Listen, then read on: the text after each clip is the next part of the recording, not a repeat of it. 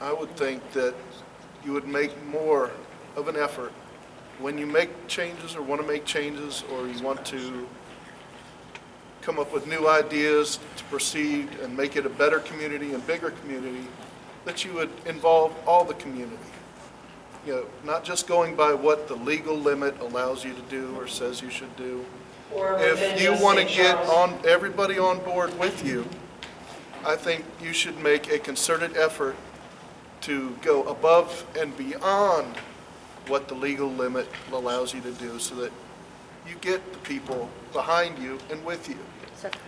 I mean, everybody, every time something comes up, not just you guys, but everything in this county, they do the legal minimum of what they have to do. And, that starts dividing people and everything else. And I'm just, my wife got me involved in this crap a year and a half ago, 2 years ago, whatever it is, and it just ruined my life, and I'm sick and tired of it. I wish people would just put it out there and let everybody know about it. Newspapers, full-page ads, you've obviously got the resources. Point taken, we're not hiding, that's why we're here. Another thing that we did, I didn't say this in my other answer, another thing we did was, we do show these things to our homeowners association meetings. So, we obviously represent the largest part of the density around here, so we unfortunately assume that when we're talking to the residents of St. Charles, that we're talking to the community. And there are Cleveland Park residents that, we didn't speak with. So Just would ask that you make a more pronounced effort in the point future. taken, we appreciate the concern. This meeting tonight was never announced. I happened to hear about it by hearsay.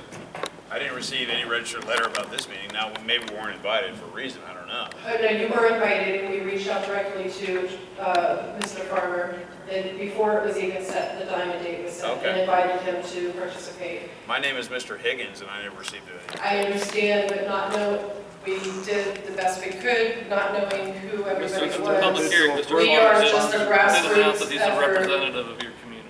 So- So there was a lot of stuff going on social media. We had a lot of back and forth on the ALG Facebook page and on other pages as well. And there was a lot of misunderstandings on both sides, not understanding. So we wanted to try to get some sort of forum where everybody could try to understand clearly. I deal with snail mail, I don't do Facebook.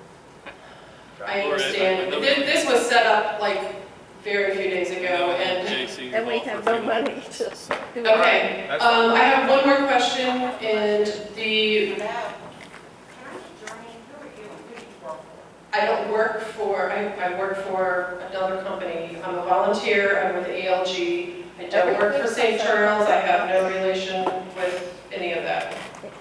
So, just here as a moderator, trying to... What's your name? Laurie Thorwart. Thank you. You're welcome. All of the car traffic is a concern. You're putting it right there at the intersection at St. Charles Parkway and Billingsley Road. My question, in case anybody wants to know, how is the entry and exit for these apartments that are on Billingsley going to be handled? Are they going to be able to go in and out onto Billingsley, or is there going to be a secondary escape route? Or is everybody coming out that wants to go to the mall, or is everybody going to be making U-turns there? Because I see that as a very dangerous situation. Or are they all going to obviously be vulnerable to DeMar Road? Okay. You're talking about specifically those along Billingsley Road to the Yes. west of St. Charles Park. There's two different. Correct.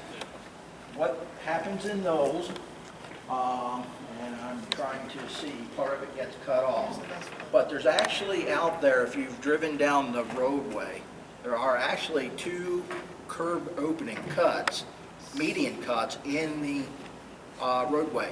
When Billingsley Road was designed, those access points were in fact defined, and we have to hold those access points. So where the buildings sit, So people are going to be racing across 2 lanes of traffic and into another 2 lanes that are coming the other way?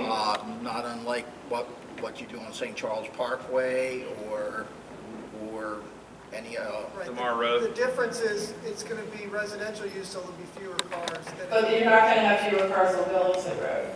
But I'm saying if there was a commercial use, there's more trips per day coming in and out and making those same curves. But once again, what you're talking about, like I had mentioned before, this is the road that is supposed to get that traffic. It is the second highest classification, the highest Charles County classification road in Charles County's road network. The only other higher classification road is US Route 301.